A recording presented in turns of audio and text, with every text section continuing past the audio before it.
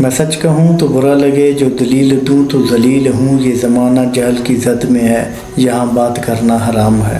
اس وقت پورے social media پہ یہ جو ڈریس اس وقت آپ سکرین پر دیکھ رہے ہیں، اس پر عربی کے لکھے الفاظ کی وجہ سے طرح طرح کی چیم گوئیاں جاری ہیں۔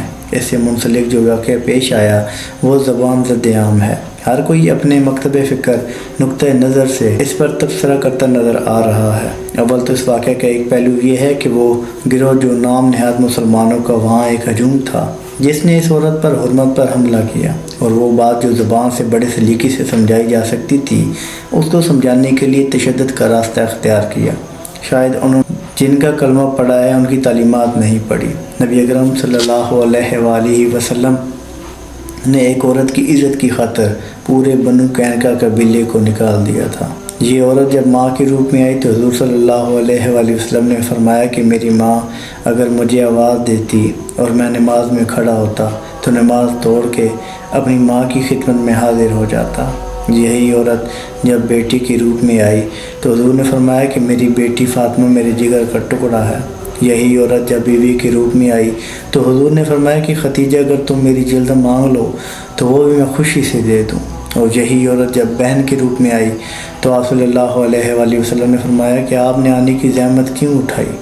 آپ پیغام بھجوا دیتی، میں قیدی آزاد کر دیتا۔ جنہوں نے اپنی قمیض اتار کر ایک یہودی عورت کو پیش کر دی بعد میں جس نے اسلام قبول کیا تھا، یہ حضور کی تعلیمات ہیں۔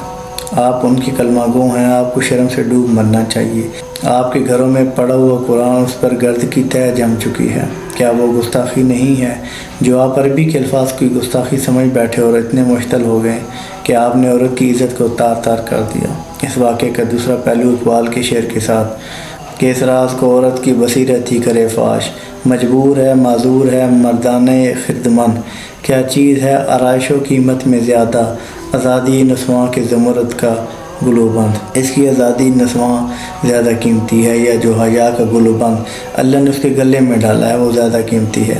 جب قرآن کہہ رہا ہے کہ اپنی خواتین سے کہہ دیجئے کہ جب وہ باہر نکلیں تو چادر کو اپنے آگے اور پیچھے ڈال لیا کریں، یہ چیز ان کے لیے موجب احترام ہوگی، کوئی ان کو ایذا یا تکلیف نہیں پہنچائے گا۔ کیا یہ جاہلیت نہیں ہے کہ آپ گھر سے نکلتے ہوئے کسی ایسے لباس کا انتخاب کریں جو جان بوجھ کر دوسروں کو اپنی طرف متوجہ کرے؟ اگر خود کو منفرد کرنے کا شوق زیادہ ہے تو آپ اس کا کوئی اور طریقہ اختیار کر سکتے ہیں۔ ایک ایسے لباس کا انتخاب کیوں کیا جائے جس سے لوگوں کی اٹیچمنٹ ہو سکتی ہے؟ عربی ہمارے لیے قابل احترام ہے، اردو بھی قابل احترام ہے، تو کیا ضرورت ہے ایسے ہیڈ لائن لے کر باہر نکلنے کی کہ جب لوگ ان خبروں کو ان سرخیوں کو پڑھیں گے تو پڑھنے والے اس معاشرے میں رہنے والے تمام لوگ PhD سکالرز نہیں ہیں، وہ پھر ان کا اپنے انداز میں مطلب نکالیں گے، جو انہیں سمجھ آئے گی وہی اس کا مطلب ہوگا۔ اور یہ ٹرینڈ سیٹ کرنے والے جو برانڈز ہیں جو پیسہ کمانے کی حرص و حوث میں اتنے اندھے ہو جاتے ہیں کہ کچھ بھی ٹرینڈ بنا کر لانچ کر دیتے ہیں، ان کو فالو کرنے والے بھی عقل کے اندھے ہیں کہ آج اگر ٹانگوں سے کٹی پینٹیں آ رہی ہیں، نیم برانہ فیشن چل رہا ہے، کل کو اگر ننگا ہونے کا فیشن چل گیا تو کیا آپ بدن سے سارا کچھ اتار دیں گے؟ کوئی بھی لباس خریدا جاتا ہے تو پہلے معاشرے کی دار خیال رکھا جاتا ہے، آپ کس مذہب سے تعلق رکھتے ہیں اس کا خیال رکھا جاتا ہے، آپ کا تعلق اس دین سے ہے جس کی بیٹی گڑیا بھی خریدتی ہے تو دوپٹہ ساتھ لیتی ہے۔ پہلے یہ ٹرینڈ شالز پہ لکھا نظر آیا، پھر کرتوں تک، آج لباس تک پہنچایا، یہ انہوں نے اشتہار بنا دیا ہے۔ کچھ خدا کا خوف آپ بھی کر لیں، اگر پہننا اتنا ضروری ہے تو اپنے نجی فنکشن یا نجی پارٹیوں میں پہن کر چلے جائیں، اس بازار میں پہن کر آنے کی کیا ضرورت ہے؟ ایسا لباس ان کی الفاظ کی، عورت کی لباس کی توہین ہے۔ اگ رہی ہے کپاس میلوں تک اور بدن ہے کہ بے لباس ہوتے چلے جا رہے ہیں۔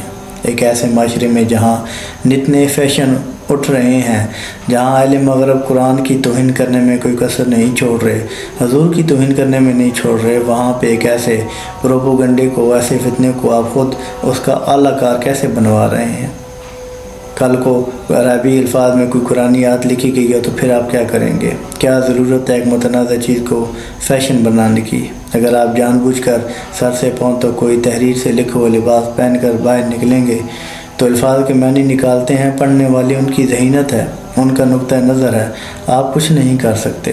حلوے سے جلوے تک جاتے ہوئے ٹائم نہیں لگے گا، یہ وہ معاشرہ ہے جہاں حمد کے نیچے اگر مکھی بیٹھی ہو، یہ مکھی کو اڑانے کی زحمت نہیں کریں گے، اسے ہی جمت پاڑ لیں گے۔ اور تجھے تو سجنے کی کیا ضرورت ہے بنت ہوا، تجھ پہ تو سجتی ہے حیا بھی کسی زیور کی طرح۔ باپردہ رہو ثانی ہزاراں کی کنیزوں، تم سے تو کسی شمر نے چادر نہیں چھینی۔ میرا مقصد مطمع فکر صرف اصلاح تھا، تذلیل کرنا ہرگز مقصود نہیں، دل آزاری مقصود نہیں۔ کاش کسی کے دل میں اتر جائے میری بات۔ اور قرآن کہتا ہے کہ نصیحت کرتے رہو، نصیحت مومنوں کو فائدہ پہنچاتی ہے۔ سلام پہنچے۔